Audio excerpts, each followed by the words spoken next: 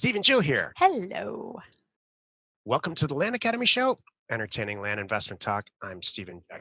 I'm Jill DeWitt, broadcasting from sunny Southern California. Today, Jill and I talk with our guest, Justin Sleva, just like we do on every Friday, about the transactions we're doing this week. Welcome, Justin. Hey, how's it going? Good. What's been going on this week, man? Oh man, it's been a busy week. We had the live event last weekend and great turnout there.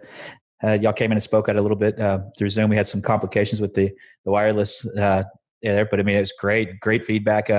33 people total. So I mean, it was huge. It's a good time. Awesome. Good. What was the reason the people were there? Were they did they need to get over a hurdle? Yeah, it was a big mix. We had some people that had just kind of read our ebook and read y'all's ebook and then just didn't really know what to do next for land investing. And they happened to reach out as we were getting this ready to people that were wanting to get to talk to a 35-year land appraiser and subdivider. We had the Probants there. They came in, father and son. Trevor, we all know Trevor. So his dad came in and they spent the morning with us and ran over some case studies on appraising and the subdividing. So it was a good mix. And that was one of the things of putting that together was the worry of, do you add value for every person there? You don't want to speak too high over people's heads to not having enough information, but it turned out really, really good. We got a bunch of people over the analysis paralysis that they have when they get that when you look at all the data and you're going, oh, what do I do with this? And we got them over that and how to pick counties and states really fast. And kind of one of the things I took back from that was like, hey, I price for margin. And we've always talked about how I shop is just margin. Hey, this is what I want to pay per acre. And this is what I'm going to offer. I want it to sell for. And this is what I want to offer. And I worry about the spread there. So I went through and did the whole country yesterday morning and for margin and priced every county in the whole country to see what margins were there. 115 counties in the country matched what, the margins I want. And so I'm starting to work through. I mailed 3 counties yesterday. I've got another 2 on the desktop that I'm finalizing the pricing on. I'll probably get those out today or tomorrow. So what data did you make those decisions based on? Just the active market that's out there. So say if somebody wants to buy something they want to sell $1,500 an acre property. Well, you're going to offer a lot less than that, 25, 30, 35% of that. So the math is real easy. If you take $1,500 an acre times 20 acres is $30,000. So you just shop everything that's 20 acre to 20 acre under $30,000 by state. And then it spits out property. And then you just look at the counties and say, okay, this county has potential. And go from there. It's super rudimentary. It's a total. It's not like super scientific, but it gets you a list and gets you a direction to start working in. It'll work. So, yeah. So that's like that's step one, and then it drills you down to the next. Yep. Step. Then you pick. So like say, I think I can't even pronounce the county. Some of the counties I shopped yesterday, but I'll say the state because I don't mind doing that. It's already out in the mail, so you can't beat me to it. And it's gonna be next Friday. But Maine. Have you ever thought about mailing Maine? Yeah, I did mail Maine, and I had a great success. Did you? So we found 3 counties that worked for us there that fit in our margins. So we mailed all 3 of those. Wasn't super big mailers, but again, just getting mail in a box and start spreading it out. That's great. So yeah, but that was the cool thing about this is that some people had been spending 2 and 3 weeks trying to get their data together and their mailers together when they realized that we did it in an hour and a half. We went from the crowd picking a state to us mailing a county in an hour and a half. Right. So that's what it should be. Yeah. That's what it should be. That's like what we did at our first one just to get you over that hump. So that was that's all I gotta do. You'll learn it and you're gonna make mistakes. Who cares? Oh yeah. And that's what we told them. We said you're gonna be the difference of us doing it this way and the way you've been doing it. It's probably $10 an acre. Right. So at 20 acres, you're talking a $200 difference. So what does that really matter? You're going to negotiate that anyways. So just get it in the mail, get it out. So it was definitely a neat experience. And it seemed like everybody had a great time. We fed them well. They had drinks at the end of the night and played some Top Golf. So that was cool. Good. So. Awesome. Hey, since we're talking about mail, can I throw something in there right now? So we've been talking about this all week.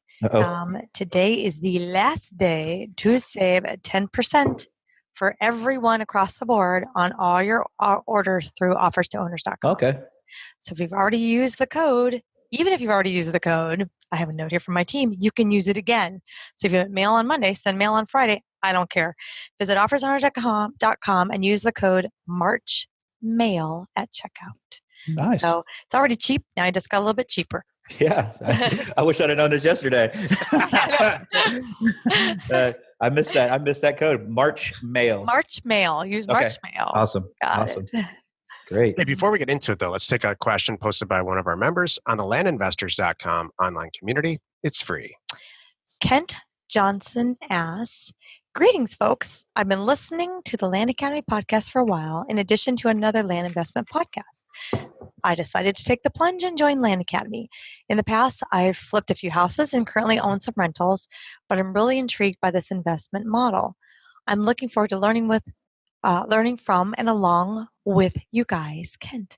So it wasn't really a question. It was just kind of a hi. Well, and I essentially put this in here. My question to both of you guys is, what, I know you're coming from both different places, both of you. Mm-hmm. What do you think? Somebody's already in the real estate business. He's already got some rentals. He knows the basic stuff. What advice would you give somebody like Kent? I'd say yes. Oh, go ahead, Joe. Okay. I know what I do because I talk to these guys all the time. Okay. I say, well, congratulations. You've dealt with the hardest, most problematic properties. You are going to love this. This is going to be a breath of fresh air, and you might not go back, and you might never swing a hammer again. And I've had many, many members that said, yep, you're right, done. And they feed deals to their friends and wish them well. Yep. So, what do you think? I would just say yes. It is that simple. It is that easy. It's counterintuitive to what they believe, because with houses there's so much more involved. You're trying to get right on repairs and things like this. With land, you don't have that. You put the mail out, the price comes back, and you sell it quick. Just price it for the velocity of money. And I know y'all talked about that last week. Velocity of money is one of my favorite terms, just because land, it's all about how quick can you turn it and keep snowballing it. Exactly. So. Today's topic, Finance Friday, with me, Stephen, Jill, and Justin Sleva. This is the meat of the show. Last time we talked, speaking of houses, Justin, you were closing on a couple of them, and it seemed like they were kind of the last ones that you were doing for the moment, at least. How's that going? So inspection or appraisal was 2 days ago. Appraiser didn't see anything they would see wrong. We'll get that back, but that one closes. I want to close on the 19th. It's the last one for a little while. We actually put an offer on one yesterday as well, which it's a wholesale deal, so it's already sold if it goes through. So that's kind of one of those type deals. But yeah, it's last one for a little while. I want to put that money towards land for a little bit, and we tied up quite a bit of funds with between Plum and the houses. It backed up quite a bit of our funds, and it kind of slowed down the land business. So it's time to ramp that back up, and so we'll get back active in that, because you can't beat returns that you get on land, and it's hard to justify it. So I spent 3 months playing in houses, and I'm back on land now. Isn't that funny? Yeah. Well, and like you just said, like we had one, I'm like, doggone it, we're not going to do retail again. We had a beautiful one landed our lap it's now closing right now. I'm like, thank goodness. The wholesale ones, I can flip really, really fast. The wholesale houses, like you do, we have the buyers lined up. They want to flip it. They're ready to go. They have the cash. But this retail one, we won't do that again. I mean, it's a fantastic return. It's an amazing ROI, and it was no real work at all because we had the BOG handle it. Right. It just took a long time. And that's it's the speed of the deal. It's the speed of the deal, and then you get those things out there. I mean, we on one house it wasn't worth our time after the market kind of stalled in the winter. The second house it actually was worth it. I mean, it's gonna, after the end of the day, after everything's said and done, I think it makes $35,000. So it's not a bad turn. That pays for the time that we spent. I had 2 months in it. So, it's not a bad, but what would that money have done in land? The same amount of money that's in. So that's the big question is, you put $110,000 into a house or 110 into land, where do you get a better return at? Exactly. Right. We're doing both right now, and I'm recording House Academy. So when I look at the mailer, I'm basing the Mesa, Arizona. That's the whole, I start to finish. Example. I start and finish the Mesa mailer, what we purchased and what we sold. We're selling the last house out of that mailer. Or nice. It may not be the last one, but And when you look at the return on it, it's just actually truly amazing.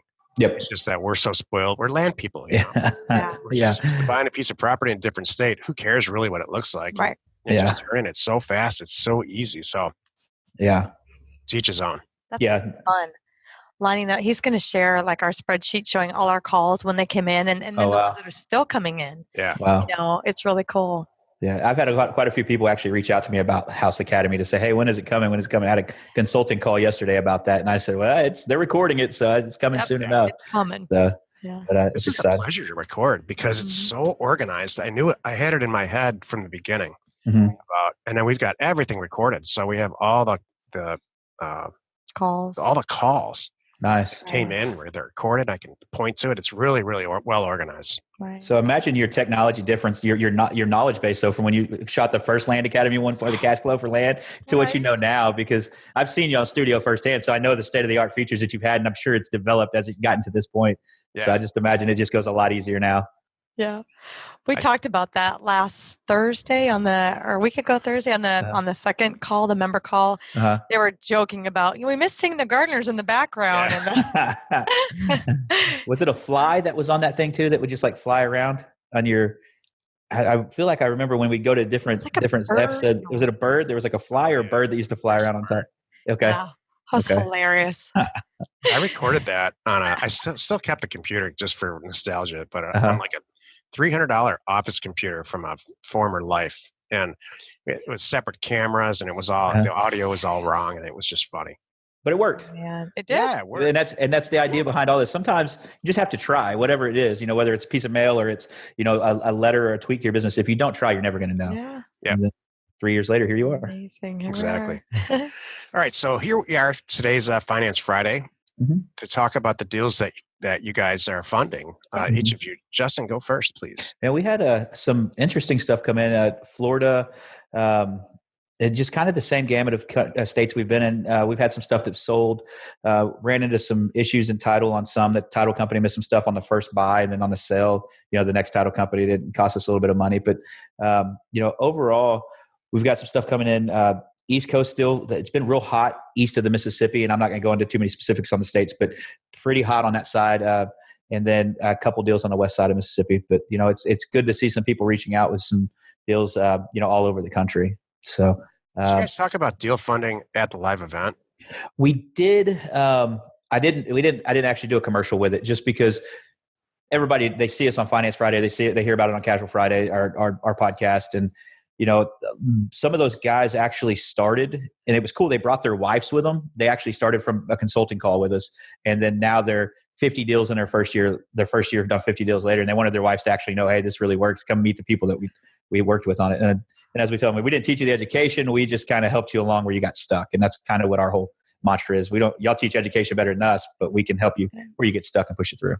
So, but we, and there was a range of people that shop different places there. I'd like to say we had the farthest traveled was from LA, 1,100 miles. We had from Wisconsin attend, Phoenix, Arizona, and then, the gamut of Texas. It was a huge crew, and everybody shopped different type properties and were different areas. And so it was neat to see that. So good. Definitely see it. Super cool. But on the finance side for us with Plum right now, real heavy on the east side of the United States, and a few deals popping up on the west side. So great. How about That's you, fun, man. I'm doing a lot of I have a lot of Florida, Georgia, Oregon one. I had one. It was so funny. I was talking to a guy the other day who is a flipper who's up in Oregon, and we're talking about properties. And I was kind of telling about the deal funding and one that came in. And the next thing, he's like, "What are you selling it for?" I'm like, "Hold on a moment." He's like, "I know." I told him it was actually totally fine. I even gave him the subdivision. He goes, "I know right where that is." I'm like, "It's a good spot." And this house, it's in Oregon. I'll say that.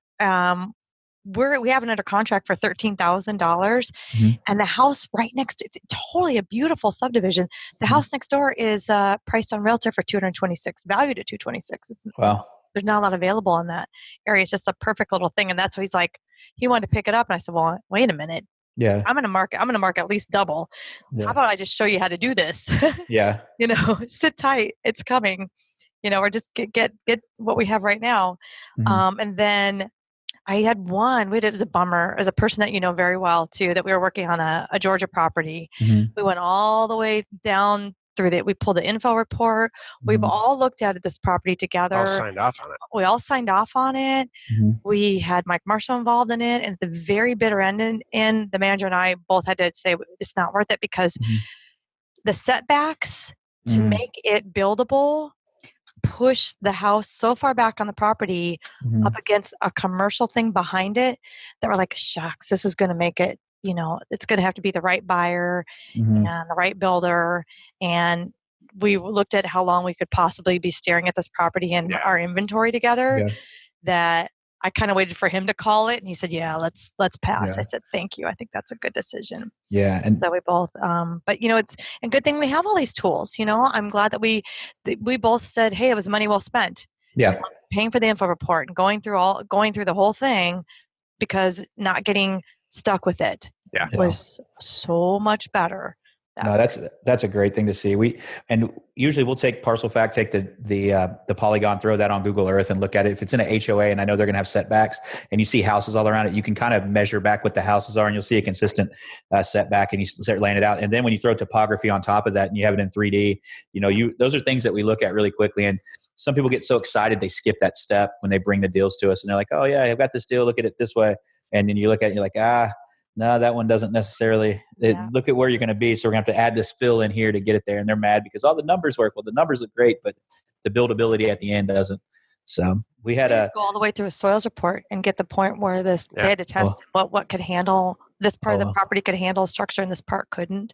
Oh, wow. It's like we got all the way down. Buildability is a huge issue. Yeah. Yep. And people, for the people that I've spoken with, that submit funding deals and they look like great deals, but it's like that, and they find out themselves it's not buildable and they still want to do the deal. Yeah. And it's like, it's a hard conversation to have. Yeah. That's the hardest part about the whole funding thing for me is that tough conversation, because you have it so many times and then that it's affecting them because they reach out to you and they're like, "Hey, I want to be somebody that at least gets you one good deal because I know I've sent you all these bad deals." And you feel bad about that. I've got a conscience. And I'm like, "Yeah, hey, don't worry about it." I always tell them there's always somebody that's been worse than you, But, it's part of it. We're trying to mitigate the risk for all of us involved. Exactly. We don't check for buildability on a 40-acre property that's $5,000 and that's got access anywhere. You're exactly right. And that's what I tell a lot of people is that, hey, that 40 acre, that 20 acres is great. But when we get down to this 5 acre or 1.3 acre in the middle of a subdivision, then you have to start getting a little bit more honed in on what you need. And that's where infill reports comes in. Right. Exactly. So what's up for next week, both of you? Yeah. Spring break here. Oh, yeah. So we've got the kids out, but we've got a couple one-on-one consulting things that people are getting first mailers, getting them out, and then running through that. And then we're going to do their funding. Like we told y'all originally, we had that giveaway that on our 10th episode. She's bought 8 properties so far. They're coming back. She'll sell those, and she's going to do her first mailer and buy with that money. And kind of how to go from zero to land investor really quickly. And so we're going to walk through that. So we'll have a series on that as it comes up, but that's going to be a fun part of that. So that starts Friday. We do that Friday. So cool. Excellent. That is awesome. You? I'm just loving right now. I'm just before this call, I pulled up, my spreadsheet with my team and I'm looking at the deals and I'm seeing 2 of them. They say, manager found issue with HUD 1 being sent back. Mm-hmm. And another one, manager found this issue. Mm-hmm. Something I'm like, oh, this is great. Everybody's now doing what they're supposed to be doing. And they're only calling me at the end. And I have to tell you, I have it down to a system with my team. So today, Friday at noon is a deadline. Okay. I need an email to me by noon telling me what deals are going to close next week and how much money needs to be allocated. So I can make sure it's all where it needs to be. We have set days that I'm available for signings. There's days that I'm not available for signings, like recording and things. So it's like, we have it down to a science. Now it's like, I can breathe. And now I'm getting, at first, I'm like overwhelmed with all the deals coming in. It was so cool. And then I'm like, now I can sit back and go, all right, come on, guys, I'm ready now. Yeah. Send them my way. Yeah. So Systems are beautiful. Mm-hmm. Yep. When everybody's trained and figured out. Our whole week we recorded, we already recorded the shows for all this week. It's all about staying on track with systems and inspiration and how to delegate and all that stuff. Motivated. It was fun to do. Yeah. Nice. Shows to record. Yeah, I bet. Because I'm sure you talked about that. Did you guys talk about that actually at your event? Because it comes up. People are like, yeah, this is great, but God, I can't. She's just getting started. Yep. We actually did. And we actually had Beth, our transaction coordinator. She was there and she actually spoke negotiations because we found a lot of our clients or our managers are having problems with negotiating when it comes to people that actually have a little bit of negotiating training. So we put in some basic negotiating, but then she's there to answer the questions, how she does that as a system.